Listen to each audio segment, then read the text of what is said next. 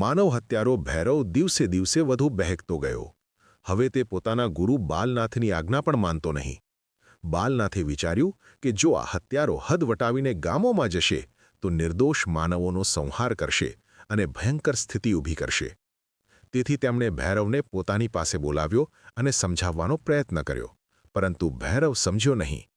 આથી બાલીનાથે પાણીની અંજલી ભરી અને ભૈરવને કહ્યું, આ 12 ગામના વન વિસ્તારમાં હું મીનરેખા દોરું છું.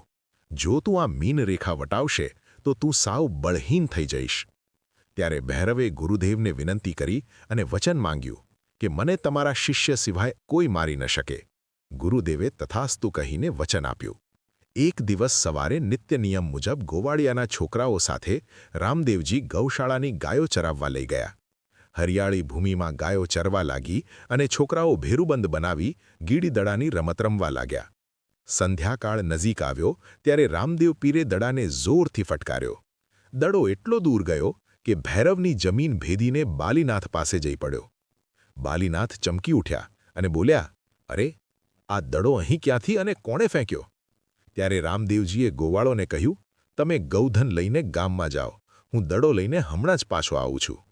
રામદેવજી પર્ણકુટી પાસે પહોંચ્યા ત્યારે બાલીનાથના મનમાં દયાનું મોજું ફરી વળ્યું કે આ નિર્દોષ બાળક હવે માર્યો જ જશે. મિત્રો, તમને અમારા વિડીયો પસંદ આવતા હોય તો વિડીયોને લાઇક કરો અને કોમેન્ટમાં જય રામાપીર અવશ્ય લખજો.